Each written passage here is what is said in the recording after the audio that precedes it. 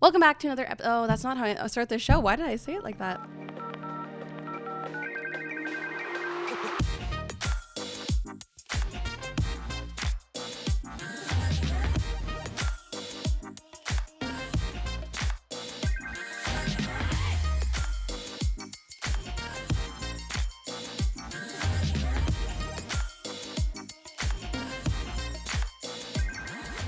Hey, my name is Sarah, and welcome back to another episode of Talking Fast. Alongside me is Jacob, and I would like to know what you are drinking right now. What I'm drinking? Well, Sarah, I've got a coffee on the go. I'm going back to coffee because I'm trying to get some evening jitters on.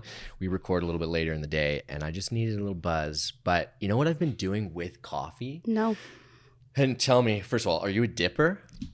I'm a dipper? A dipper, like yeah, a like dipper someone of who dips things and other things. Like, no, yes, I thought you were saying like dipping something in my coffee, though. That's exactly what I'm saying. What, you've been dipping your Boston creams in your coffee or what? You know what? I did have a great Boston cream the other day, last night, and today. I split it. But anyway, that's not what I was going to talk about. What I was going to talk about, though, is I went to the grocery store, and you know, like a utility box of cookies, just like your like bargain kind of cookies. Yeah.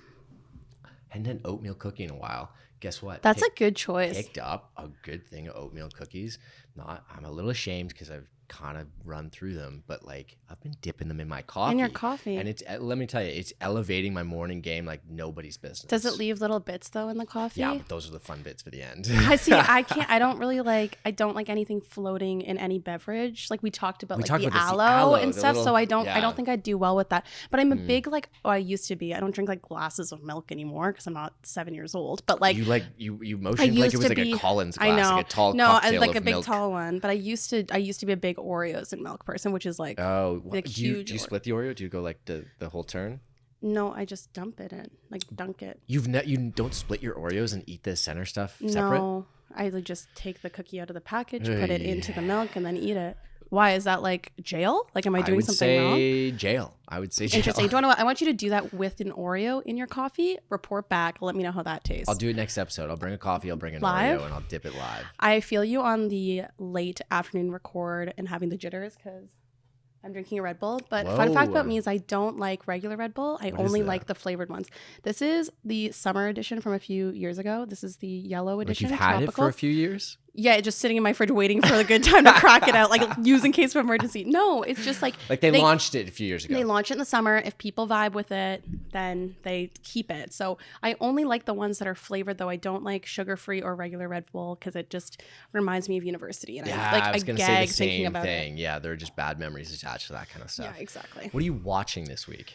I watched the Pamela Anderson documentary. Oh, I watched that too. Which I'm not going to lie, I was a little heartbroken because I was supposed to go to the premiere of it, and Pamela Anderson herself was Toronto, there. Yeah. But big thing I worked on with my therapist is when I'm getting too overwhelmed, I just have to say no to things and not get FOMO. Smart. So I said no because I had way too much work to do, and I had to work at 4 a.m. the next day. So I said no, got over it. I'll see Pamela Anderson again. What did you think about the documentary? I loved it. It made me feel really guilty for watching Pam and Tommy, like really guilty. Okay, well, I'm safe because I didn't watch that. Yeah, so you're not canceled. I might be, but I felt really guilty. But I adored it. Like I love her, like just view on life. Like I love how she's like, I don't care how many times I get married. I just want to fall in love, and if I get a divorce, whatever. Like she's has this really like whimsical like view on life, which I love. And her sons like clearly adore her, and they're so kind. And like I have friends that were at the event. They said they're the best. This is what I was a little confused about. They produced the documentary. They produced it, okay, because they were heavily involved when I was watching it, and I didn't really know anything about it until I turned it on. I was kind of just seeing it, but. Then I saw one of the sons was like at the premiere. Yeah, so her oldest son, produced it, and he's been the one very vocal about saying she only makes $4,000 a year off Baywatch and all of that. So I think it just showed that Pamela Anderson getting all this love right now, it's very well deserved because people used and abused her for decades, and now she's finally getting her flowers, which I really appreciate. Yeah. How about you? You know what? Also on Netflix. I watched. Was that on Netflix, Pamela? Yeah, but are we going to cancel Netflix soon if they're only going to like not let us share accounts? I saw this. I know. Okay, I've never paid for Netflix. My parents pay for it. That's like my one. Okay. See, I'm the Netflix password holder in my family. Oh, you have all the power. Yeah, so I have all the power. So I don't know what to do about this because then, it's probably happened by the time this is coming out. Yeah, but it's probably. like, are we getting new accounts for everyone? I don't know. It's going to be expensive. Who knows? But I started watching, there's a new season of the show You, which is like spooky and scary and murders. Do you like it? No, just And it's watch. you know what? It's a good show. And at the end of the first episode, I was like, whoa, this is a really good hook. It's kind of a mystery whodunit situation, but I don't know if I'll continue. I only watched season 1, and then I was like, Not I for don't know. you? I was out on it. Not for you. Yeah, No, yeah. it wasn't for Oh. me, yeah. Wonderful. What are we listening to? Okay, I don't know her name, so like this is That's- not great. You know Mike Posner? Yes. He totally like changed around his life at post. Took a pill and a beast. You know that song? Okay. Anyway, he's got a new song out with and someone put it up on screen, whatever it is. I edit this. Sarah put it up on screen.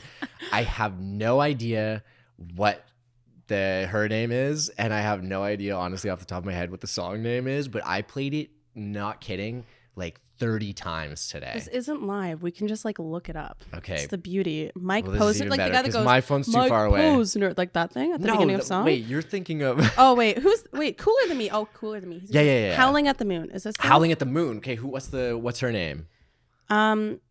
Salem Elise. Salem Elise, something like that. Yeah, and honestly, Salem it Elise. is a pop bop. Woo! It's a pop bop. I'm pretty close to.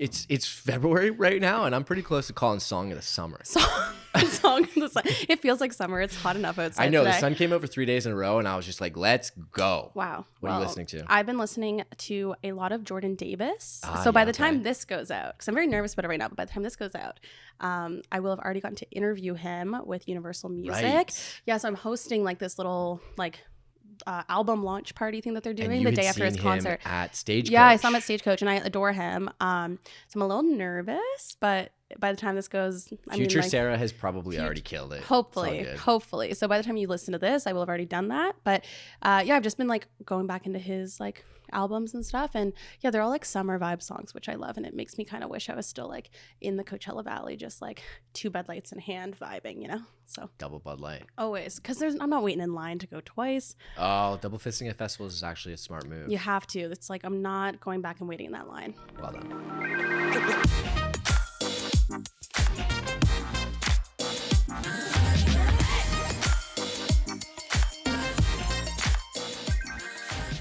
Our guest today was the first Canadian to be crowned sole survivor. Now she's taking on a new challenge that doesn't involve living on a remote island with strangers for 3 weeks. Instead, she's diving deeper into the lives of the people we think we know from our screens with her new podcast, Happy to See Me. Please welcome to our podcast, Talking Fast, Erika. Well, thank you so much for coming on. I listened to the first episode of your podcast. I loved it. I love how immediately real you are about the whole reality TV experience and everything. And we're going to dive deeper into that. But the Survivor fan in me couldn't not ask you a couple like cheesy questions. Let's do it. My main one that, look, I will be the first to say, I don't camp. I could never do that show ever. I also just like mentally, I think, would overthink it too much. My main concern though is where do people put in their contact lenses? Oh, yes. Okay, there's Do a you place. wear contacts? No. And I also did not camp before the show. I think I was cast to play the role of girl who doesn't go outside, and I was great at that role. I love awesome. that. I love that. And then you had to go to like an exile island for 2 days. Yeah. And then I cried nonstop for 2 days, 2 nights. And then at the end, I was like, wow, I can do it. This is my great. Easy. I think the producers, one of them actually said to me, because there was the choice between me and a very outdoorsy person to go to exile, and then the way that the game went, I got sent there, and the producer was low-key happy. It was me. Of course. She's like, this Makes is for better interesting. TV. So when it comes to things like contact lenses, I get questions about tampons, I get questions about Yes. sunscreen and all of that stuff.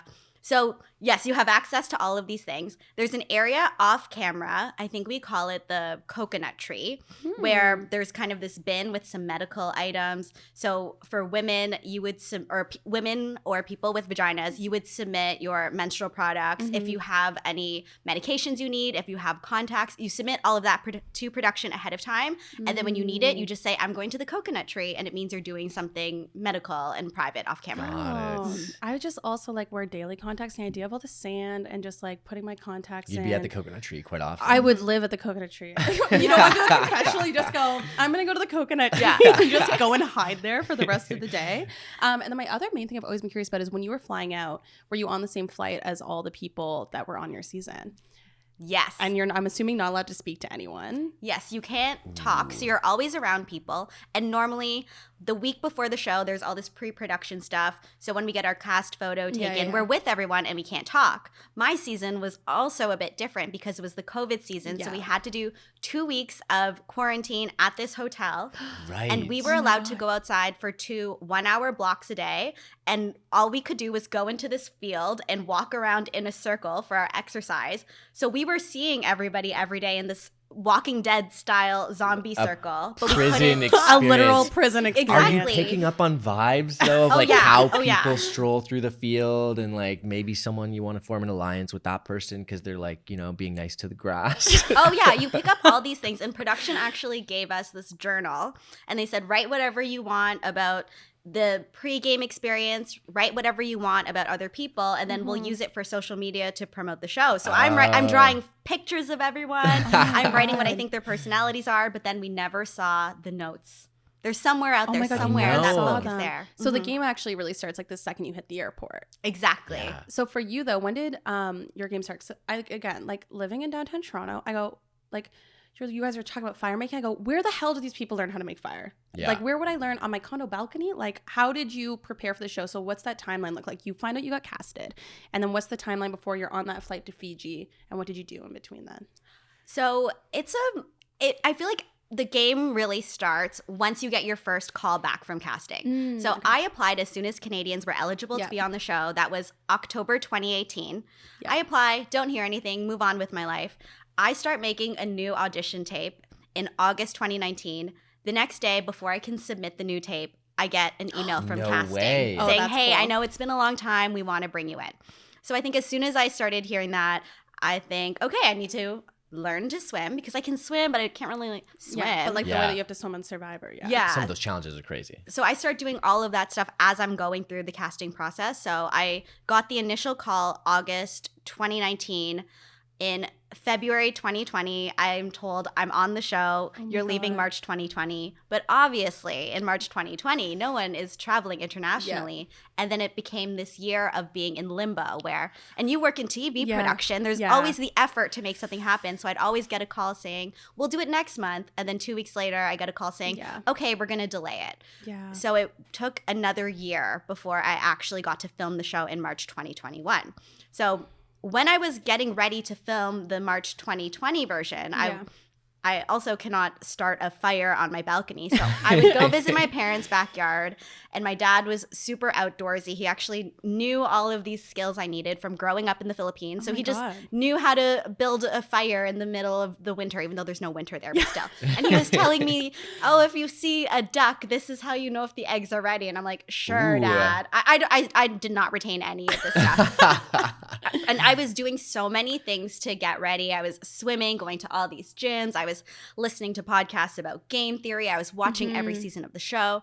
And then when all of that stopped and it became the COVID delay, once I got told I was going to be on the show in March 2021, to be honest, I didn't really believe it. Living in Ontario, everything opened and closed and opened and closed. So I'm like, yeah, we'll see if this actually happens. Then lo and behold, I'm on the way to Fiji and I'm thinking, oh shit, I should have done more to prepare this time. That's what I was gonna say is did the extra year actually be mentally harder because you don't believe that it's actually gonna happen. So do you think it helped some people and maybe hindered other people's games having the extra year? I think it depends on how you use it because I always think if I played in March 2020, I would have lost. Because I think also I was very different then. I think I was very much type A, need control over everything. I worked in PR for 10 years. So I was worried about being the perfect Survivor player on paper. Then you go through COVID, you realize no one has control over anything. I think that the job that I had before I observed all these different things about people who were in crisis, and I realized, okay, things just happen and I have to trust that I can navigate it. So even though going into 2021, I might not have been in the same physical shape I was in the year before, I think I had so much more confidence in myself, and I think I was so much more okay with not having control that when I went into the season that was then so different from seasons before, I was way more prepared for it. Well, and one of my favorite things you said on your first episode of your podcast, which I love, by the way, you like go, everyone, if you haven't listened to it, you go like all in on the true feeling of being a winner, and you recorded it right after your season. One of my favorite things you said is that you going to therapy prior to going on Survivor helped you. We're big fans of therapy. We just talked about the intro. We talk about it on here all the time. How do you think that helped you with your game? I feel like being on Survivor, in order to be successful, it requires a lot of self-awareness. So I think through going to therapy, I was able to understand, okay, why am I this way? Why do I react to certain things? I feel like before I went on to the show and before I did therapy, I was very critical of myself. I was very judgmental. And then through going to therapy, you understand why I'm like this and why I think this about other people. So I think it helped me to identify the good and the bad, quote unquote, bad parts of myself. Also through therapy, I would start to learn more about empathy and understand why other people might be responding to situations in certain ways. And that's amazing for Survivor because it's so much about understanding the intent, or at least believing that you can pick up what the intent would be based on what people are saying to you, which is not always real, but then also looking at things like, who is this person talking to? When are they talking to this person? How much information are they giving me? Are they talking to everybody else and then talking to me, or are they talking to me first? So you can kind of put together all of these different things. And I think through developing that empathy for other people, I was able to have a good read on others. So I think that helped me in the game too. Which probably makes you a pretty well-rounded player all around, right? Because in terms of strategy for how someone's going to win, you know, historically, you could be like a challenge beast and be like the physical player who's always winning challenges and that kind of thing. Obviously, the mental side of things and the interpersonal skills are beneficial as well for, you know, someone's game. But where was your strategy, do you think, now that you have all of the different pieces, you're going into the game? What was your, you know, strategy to hopefully win? I always knew I was going to be the underestimated dark horse winner. I look very young. I think that also people have these perceptions about Asian women as being quite docile and very sweet. And I thought, okay, I'll work with this. I'll work with all of this life experience I have and all the judgments that people have of me. And I'm actually going to go even further with it. So in those weeks leading up to playing the game where we were able to see the other castmates but not actually talk to each other, we were allowed to bring books or we could bring iPods. So I was very strategic about the books I brought. I would only bring in YA fiction. So I was only reading Ender's Game or so smart. I think I had Jurassic Park or something. I'm like, okay, I want them to think I'm just a kid. Oh my God, that's so smart. And even the way that I styled myself on the show, I always had these little pigtail buns to make myself look younger. I've never worn a headband really before. When I went through the Blair Waldorf Gossip Girl phase, I wore a headband. Didn't we all? Otherwise, I'm like, okay, let me wear this headband covered in pearls because I just wanted to look so juvenile and I just didn't want to look like a threat at all. Oh my God, you were playing chess when everyone else was just playing checkers even before you got into the game. That's amazing. So smart. And then, so you've talked a lot about this, I know, on the first episode of your podcast and just in other places as well. But the edit, so the way that someone is portrayed by the edit of the actual show, do you think that matched up with the type of, you know, strategy that you had going into this kind of underdog edit? Or what do you think your edit was? Yeah, I think that I still have complicated feelings about the edit, even over a year later. I think that of what they showed of me, it was very positive. They showed me being smart. They showed me being socially aware. I was very reliable. Everything that they showed me saying on the show ended up being true on the show. I think they could have easily showed me looking stupid. They could have showed me struggling to open a coconut or something. There's plenty of footage like that. So I'm grateful when it comes to that. I think that where there's challenges for the edit, and it's not just mine in particular, but with Survivor fans, the super fans have created the system called Edgic. So it's editing plus logic. Yes. And they score each episode based on the quality of somebody's edit. And then they make these patterns with what winners normally get. And then they use old patterns to predict who would become the winner. Yeah. What I noticed systemically is the women tend to have different edits than the men. And also the women get less screen time than the male winners. And I feel like it matters because afterwards, often when fans kind of rank or talk about the winners, for whatever reason, the women are the ones who are ranked as less deserving. So I feel like, is there going to be a correlation between how often we see somebody on screen and whether or not we think that they're deserving? Mm-hmm. And then when you go a step further, after I won, and here I will always say, no matter what anyone has said to me, I have never doubted that I deserve to win that game. Yes. I have never once changed my mind about that. But after I won, every day for months, I had people tagging me in comments, writing me comments, sending me DMs saying that I didn't deserve to win, telling me all of this garbage. And I wonder, okay, if I had just had an extra minute or two of screen time, could that have prevented me from getting at least a few of these messages? And I think about other women and other people of color who have won. Could they have been subject to less hate had they had just a bit more visibility? Yeah. So it's complicated, and I accept what has been shown of me, and I have moved on from that. The people have stopped DMing me, and if you do DM me, like they but you're still thinking about me. Have you had what's the response been on the other side of that? Because I imagine there are probably a lot of people that also see themselves reflected in you as someone who did end up winning. Yeah, it's been the best part, truly, because I had so many people who reached out to me. I got so many crying selfie videos, or I got tagged in so many crying TikToks from people who had never seen someone who was like them in whatever way win on TV. Yeah. And one of the best things, and a message that I always reference, it was months after the show, I think it was this summer, a woman reached out to me. She said she was also Filipino. She had this career. She wasn't happy with it. And she always wanted to be a writer. And she reached out to me because she quit her job after seeing me on the show. And she wanted to send me links to articles she has since gotten published. And she wanted to thank me for showing her that someone like her could have their dream come true. Oh my God. Like, I just got chills saying listening that.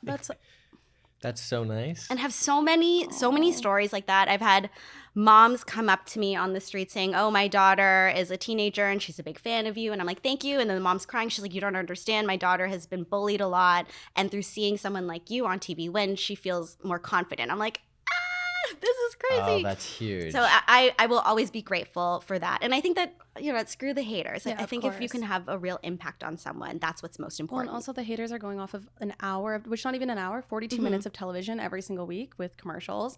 And you're there for how many days? 26. So like they're never gonna get the full picture. The moment that it's because I watched your season was everyone kept the thing that actually frustrated me, because I'll always refer Canadian gal, always. So right from the beginning, the thing that kept frustrating me was every confessional other people had was saying, Erika's such a threat. Erika's such a threat. And I remember yelling at my TV. I'm like, then show us. Show us. If everyone's talking about you at that level, and I mean in your final tribal, everyone said we wanted to play the game you played. And I think it's just disappointing that they didn't get to show more of that, but hopefully, and I think you being very open and honest about how you feel about it, hopefully maybe producers, I'm a producer, you think more critically about it in the future and how that's going to work. Okay, so you recently also launched your own podcast, the first episode kind of documenting the behind the scenes edit and a lot of other stuff that we've kind of talked about now. So everyone go and listen to that after this. But I think that one of the taglines that you have, I think is so interesting, which is, you describe it as celebrating the people behind the personas, which is kind of what we just talked about here. The edit that someone appears as in, a reality TV show, it can also cross over into, being a social media creator and kind of how you curate your own life. So what does that mean to you? What does it mean to celebrate the people behind the personas? Yeah, I feel like, I had a big example of being on reality TV and having been edited, but I feel like now we have access to so many people through social media. Also, somehow I know so many people who have been on a reality show now. Yet I feel like we only see a part of somebody or one side of somebody. And I feel like with so many people that I have on the podcast, they've reached a level of success and they've achieved something, but we haven't really seen everything that goes on behind it. And a lot of the people I interview, they represent some type of underserved community. So I love learning about almost that journey they had as the underdog and how they were able to really make it to having this amazing platform and having that achievement. And I think that through hearing those stories, one, I think it develops more empathy, and two, it helps people to feel like they are capable. My goal is whenever I have an episode, I hope at least one person listens to it and thinks, oh, yes, that's just like me. And, oh, yes, I can do that too. Yeah, because I mean, it was Deshaun was on the second episode, right?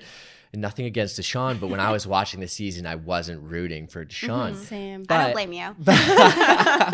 Sorry, Deshaun. But, you know, like you said, it's kind of a one-dimensional portrayal of a person in a reality TV show or being a social media creator and whatnot. That's their persona. You know, you're edited in a certain way where someone like myself watching it doesn't necessarily want to root for you. But like you just said, you know, diving into that a little deeper does build empathy, which I appreciate. As maybe some, you know, it's bad, but like I can be quick to judge sometimes, which is not a good trait. And I think we should probably all strive for not doing that.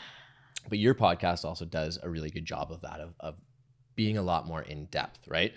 So who have you had on apart from Deshaun, like I mentioned, and who kind of guest wise would you love to have on? Yeah, I've had Deshaun on, and then I also had my friend Ann Pornell, who is the co-host of the Great Canadian Baking Show, and she's awesome. She's Great Filipino. program. She's also somebody who represents body diversity, and she was like, yeah, I get to host the show, and now I'm the pretty girl. Like, anybody of any size can be the pretty girl, so she's been amazing. I just had Miss Mosu, who is a queen from Toronto. She was just on the past season of Canada's Drag Race. And she's known as this businesswoman queen who has this historic, iconic drag brunch in the West End. It's currently at the Drake Hotel. But she is actually an introvert out of drag. So then when she got to that set and she had the lights and the cameras on her, she froze up and she was disappointed because the Miss Mosu that people normally saw, she wasn't able to deliver it. So we were able to talk about being an introvert and how sometimes people think of it as a weak or a bad thing, but how she was able to really, one, learn from that experience on Drag Race, but then use that empathy and that kindness she had to build this safe queer community in Toronto. I have other people coming up, so I have some social media folks. I may or may not have my best friend from Survivor, Heather, coming up. Oh, big Heather fans. I'd love Huge the Heather fan. She's the best. She's truly the best. Yeah. I just want to say, I really appreciate that. I don't think the world needs another reality television show dissecting podcast. Thank you. And so when I saw when I saw the title and like the concept, I thought it was so unique. Like you're not just doing it out of like a place of vanity of like people, because like let's be honest, it happens a lot with reality TV like people. And I love this, not just like dissecting like just Survivor, like whatever. Like you're giving others the opportunity that maybe you didn't necessarily have to go on to something and show who they actually are, which I really appreciate. I think that's really cool. Thank you. Would you do it again, by the way? Would you compete again? No. Oh. And it's not because I hate the franchise or anything. Yeah. It's just I did it. I won. I got so much out of it. Why do I need to go back? That's the biggest prove- mic drop ever. She already won. It's like, what? Yeah, you've got like you can only like perfect ending. Don't go back I appreciate it. She just yeah. need to go like sleep on sand again for 27 days to prove anything to the coconut anyone. tree. You coconut tree. I've had enough of the coconut tree. Oh my God. So you're really good at it though, but you know, I just said I'm quick to judge sometimes, but like when it comes to the authentic self, that's probably like what people try to strive for, and it's hard to do. You probably have, Sarah, a good perspective on this as well. How do you strive to be your most authentic self, especially when you're choosing what to share with other people, whether it be like online or, you know, even in person? Ooh, that's a tough one. I mean, we were talking about this before we started recording. I have a weird relationship with the idea of me being an influencer. And I think that I think that I was a bad influencer, to be perfectly honest. So why do you think you're a bad one?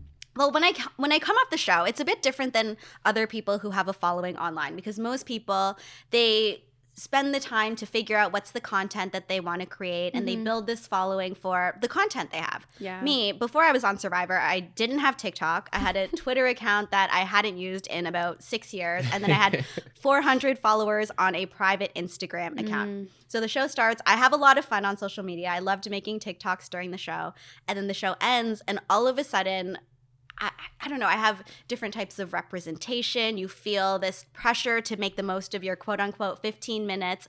And then for whatever reason, I felt this pressure to turn this audience that I all of a sudden got from the show into money and transactions. And then the advice that I would get would be about having a niche and then doing what you need to do to make brands see how products could appear in your content.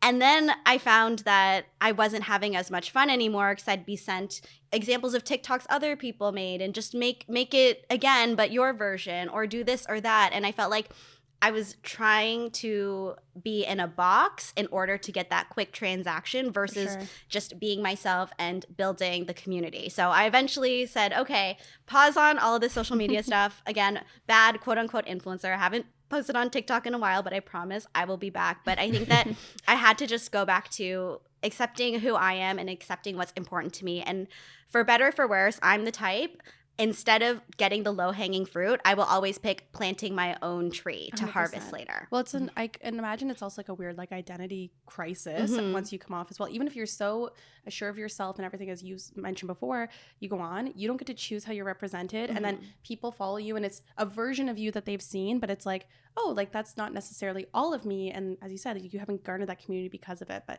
community and longevity over the quick hits always, every time. So you mentioned, and you said it so beautifully, but planting the seeds. So the podcast, I imagine, is one of them. What other seeds are you planting right now? Ooh, I have a few. So I also am a public speaker, and that's something I always loved doing. But then for whatever reason, I'd have jobs where I'd be the person who writes the speech, coaches someone on how to deliver it. I stand at the side of the stage with the clipboard and I'm like, good job. But then I was never the one who got to be on stage speaking. So it's really fun being able to do that for myself now. And I get to be really... the other thing with me is I say no a lot, and I think people don't like it. I will not do something that I do not want to do and that I think will have no benefit or I won't enjoy. So I say no to a lot of things, but I say yes to things that really excite me. So I get to say yes to not-for-profits I want to work with. I say yes to certain corporate events. So speaking has been a lot of fun. Of course, more TV. So I do have an agent who is amazing, who sees me for who I am. So working towards more TV hosting. I recently started auditioning to act, which I have never done before. So nice. Never was even in a high school play, but here I am auditioning to be the barista in a scripted show. Now. We'll see what happens. Amazing. Yes. I love that. Oh my God, yes. I love that. And then I'm also writing. So I have some other projects that are close to my chest, but I've always loved writing. I've always loved storytelling. So I have a few other things coming, but really I've always been fascinated by media and how people are represented. I've always loved storytelling, and it's so nice to have some type of platform now where I can get the stories that I think are important and the stories that I don't think are told enough and give them some spotlight. Do you think this is like a path you would have found yourself on into saying yes to more of the things that excite you and no to more of the things that maybe don't excite you if you hadn't have like taken the risk to like go on reality television? Oh, 100%. I think that I was very much safely living as the comms person who was consulting the people in charge. And I think I could have had a good, easy career with a lot more stability than what I'm doing now, for sure. But I always tell myself, what are the chances that I become the first person living in Canada to be cast on Survivor and then to win it all in my first try auditioning? So if I can do that, then why can't I do all of the other things? The mentality of like everything else has like worked out, so why not this too? Yeah. That's the best mentality to have. I love that. It's huge.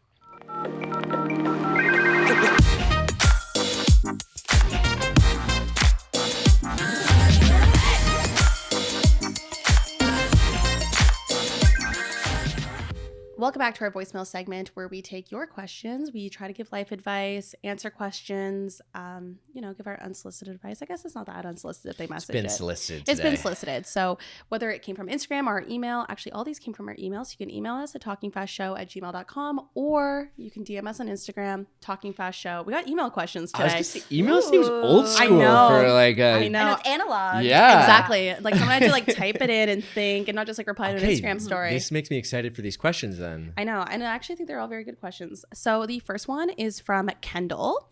And so this is for the group, obviously. I'm thinking of going on a trip to Toronto. What are some places or things you recommend doing or seeing? I am so bad at giving recommendations because one time I made a TikTok video giving recommendations and then I just got like shot on for being like... Do you think there's any touristy stuff in the city that's worth doing? CN Tower? Is it worth it? Is Toronto Island touristy? I think Toronto Island's worth doing. I think so, but I think it also depends on where they're from, because in Toronto, it's great, but if you're somewhere with actual beach, Yeah, If then you're it's from bad. Then it's Miami, bad. don't go to the island. Don't go. That's true. I had friends visiting back in August from New Zealand, Oh, yeah. and they're like, we're spending one day in Toronto, and we want to do the touristy stuff. And I was like, wrapping my head around what to do. I was like, oh my god, what do we do? We went to CN Tower. Biggest scam in the city is the CN Tower. It's like Yeah. $1,000. It's like $40 a person. I thought it was like 12. It was $40 a person. We go up, you walk around once, and then so don't go to the CN Tower or the top of it. You know That what? doesn't really help 'em what to do. Some productions, like shows, live shows, are good. Yeah. I would say see some theater maybe. But then Theater's also, pretty like, good. not if you're from New York, though. Don't see theater. yeah, that's true. That's true. Okay, then you know what? If you're from a smaller Malta? town, I'm get gonna ready. I'm gonna Yeah, shout out. exactly. So I'm gonna shout out a neighborhood. I live in the East End. I'm gonna shout out Gerrard Street East. A lot of people sleep on Gerrard Street. Interesting. I was Great going to say bars, St. Lawrence good Market food. is a good vibe. Like, that area is a general good vibe. It is Old Town, 100%. St. Lawrence Great Market's architecture. nice. Go get some bagels. So when Heather was here, she said, okay, just take me to what you do and where you hang out. So don't stalk me, but this is where I took her. So the first night she came, I took her to see Miss Mosu. Now Miss Mosu is at the Drake Hotel. So if you're into drag, Saturday mornings, you should get a ticket to her drag brunch. It's the best. Okay. Oh my God, I have to go. I have to go too. It's Let's go. amazing. It's truly amazing. You will love it. What else did I take? Oh, I took Heather to Trillium Park. So that's where you Okay. get the best view of the Yeah. Toronto And skyline, it's the CN Tower. newish. It's new. It's nice. It's even if you're from a better city, it seems That's nice Ontario still. Place, right? Is Yes. Trillium Ish, Park? yes. Ish, Yeah, like it's the like one right on the edge. Okay, adjacent. that's a good. Oh, that's good tip for there. I haven't done it yet, but a friend did it last summer. You can rent fire fireplaces. pits. Yeah. So you Yeah. can do full. That's a really good idea. Do like full Where'd you eat? Toronto. So, I love picking restaurants. So I've taken her to a few places. I've taken her to Mildred's Temple Kitchen in Liberty. Blueberry pancakes. The blueberry pancakes. Turns out our server is a big Survivor fan, so shout out Scott. He told me I don't have to wait in line ever again, so thank you, Scott. Whoa, Whoa, Mildred's line that's could be the like plug. 2.5 I know, hours. I That's a know. huge hookup. Oh my God, you're the. What can I say? You plug. can't even stalk me because I won't even be in the lineup. I also That took is a her flex, to- first of all. So my favorite restaurant in Toronto is Dilo on College Street. It's like this Asian fusion. It's amazing. It's on my list. I haven't been. You have to go. It's the best. Okay. I also took her to what's that place? Bar Mordecai. Yeah, I love good time. Bar Mordecai. So good. And karaoke downstairs. Yes, Yes, the the karaoke, karaoke is rooms. amazing. I love Bar Mordecai. Whenever you Okay, go, you that's a can just good ask them to list. make you a cocktail, and they'll make whatever you want. It's the best. So wait, did you go? Did you take Heather to? Was Bar Mordecai around for Yeah. karaoke? Yeah. Well, Did you do we didn't do karaoke? karaoke. Okay. What did we tried to do the karaoke at the Gladstone, so they had the live rock band Yes. karaoke. Yes. Yes. Good enough karaoke live. Yeah, live karaoke. That's a staple. Okay, these are some good ideas. But they also do it Thursday night at the Wheat Chief. You can go to the Wheat Chief, my favorite bar in the city. Oh, They do it Thursday You know nights what? too. We- with the chicken fingers, the best chicken fingers. Yeah. Wheat Chief, if you're watching, and I bet you, Do you are. know how much free Sarah needs a promo Sarah I needs a give the sponsor. Wheat Sarah Chief? needs a sponsorship. Oh my You God. have a I still pay residency at cover the to Wheat get in Chief. that place. It's Oh. insane. Do you know how much I pinky promised the singer like I was there on Saturday. I always end up at the Wheat Chief, and it's always the same funk band that's playing, and they're so good. They're called Chicken and Waffles. They're so good. And the guy's like, "Well, hope to see you next week." He points at me, and I just go, "Pinky promise," because I'll just be there again. That's a good Toronto. Just everyone follow what Erica took Heather to do, because Yes, that's a that's really a good good Toronto list. day. That's a good list. list. A good mix of popular but not cheesy. Second question here for voicemail. Here we go. This one comes from Kyle on email. I see a lot of people afraid to start creating content because of perceived technical limitations, such as, I need a good mic to start a podcast or an amazing camera editing software to make videos. How can people navigate starting out in content creation without all of the potentially necessary technical knowledge? Do you want to start? Because you weren't necessarily a content creator before going on the show, and then you became one after. So did you feel that at all? Yes, 100%. And even having to do ads of my lifestyle in my apartment, whenever I have to shoot something in my kitchen, I take 90% of the stuff out of the kitchen. That's not what my kitchen normally looks like. And with the podcast I started, it is very much me in my living room with a microphone I got on Amazon, a camera I bought at Best Buy, using this online tool. I think I use Riverside to record it. Yeah. And I just sit there and I do it. And I tell myself, okay, if I like the conversations and I like the conversation, if I like the content that I'm making enough, then I'm just going to do it because I love contributing this to the world. And then eventually I can scale up and I can make the production even better. I interviewed a friend, Julie Nolke. So she is a YouTuber. She went viral during the pandemic with her YouTube series explaining the pandemic to my past self. And an amazing piece of advice that she gave me and that she got herself was, if you want to get into content creation or any platform, you have to just be so passionate about what you're doing and love what you're doing, because there's going to be times where nobody watches your thing, or there's going to be times where you feel like you don't stack up compared to everybody else who's already out there. So I think that honestly, even if you're just going to record your podcast on your phone, if you love what you're talking about, do it. And then eventually you can scale up and it'll be better. Well, that's like even Steven Spielberg on Smartlist was talking about how like when people are like, I want to make a movie, he goes, well, you have a phone. Like if you're passionate about it, you can just like make, it's that same idea that if you're passionate about it, it doesn't matter the technical limitations. You should just like make it. And you're right. Like that's the right mentality to have. Like if I make it now and I just like focus on like the foundation, I guess, because storytelling is storytelling, no matter if it's on like if you have a good FS7 story to tell, that's going to be communicated. Exactly. And obviously a lot of the technical stuff I think will be forgiven if you are telling an interesting story. Unless one of our mics is off during this, then I don't know if that'll be forgiven. Yeah, exactly. Izzy finds out that she wasn't recording one. No, but that's perfect. Yeah, that's great advice. Yeah, just like, and also consistency is really important too. So just like the more you do something, the more like you're gonna get confident in it. And I just like to ignore that people are watching. So. And I would say like kind of to your, well, we all kind of talked about this, but it's probably not a good idea to make a massive investment if you aren't passionate about it, right? Because you can get pretty deep in a hole of like 10 grand and realize it's not for you. Yeah, and then you're like, oops, what do I do now? Okay, so our last question is advice for career. I'm in marketing and I love social media and analytics, but having a hard time picking just one area to focus on. What's your take on focusing on more than one area? You were talking to the queen of having 9 million jobs, and I've never focused on one area. I don't know if necessarily like focusing in one area these days is a good idea. No, we're not assembly line workers anymore. Yeah. Like, no, it's the robots are taking those jobs away. Now people can like choose their own adventure and like do like, I mean, I work in sports as my day job because I love the Olympics, and then I make videos about what I eat for breakfast after because that's fun, and then decide to talk into a microphone sometimes. Like I just don't think you have to only pick to do one thing. Also, like you're not in the days anymore where your career is like the same job for 20 years. Yeah. At least most people aren't. If that's like what someone wants to do, I think now more than ever, you have flexibility to be able to take transferable skills. Also, marketing into like social media specifically would have a lot of transferable skills, but I say just like do a little bit of everything. Like make life a buffet. Make work a little bit of everything. And remember that like your career isn't your identity, right? And it doesn't have to be, you have to choose one thing and all of a sudden make your whole life about, like you said, dedicating it to the next 20, 30 years of how you're going to work, you know? I find like, and maybe this is just me, but like who I find most interesting are the people who dabble in a ton of different areas, have a ton of different hobbies, their work, you know, life may weave in and out of different areas. I don't know. How about you? You're doing a million different things. How do you feel about it? Yes, and I used to work in marketing, PR, corporate communications. That was what I did for the first 10 years. And then I got the skills from doing all of that to now do a bunch of things. And now I'm doing a million things. I think that one, if you are going to work in marketing or social media, the reality is you're going to be pulled in many different directions and you're going to have to do lots of things anyways. You're going to have to wear a lot of different hats in this role. And I think that it's good to experiment. I think what's good is, as you said, we're not tied to the same job forever. So you can work somewhere for 2 years, go to another industry.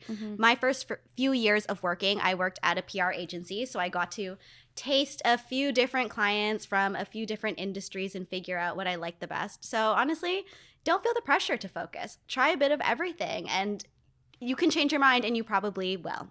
Yeah, and like you said, which I think was just a great point, is that you're going to learn skills if you're in something for a year, 2 years, that will be transferable, which is great. So, thank you so much for coming on the pod. I was very excited when you said you say no to things that you don't want to do, and then you said yes to them. I'm going to hold on to that. I do have a gift for you.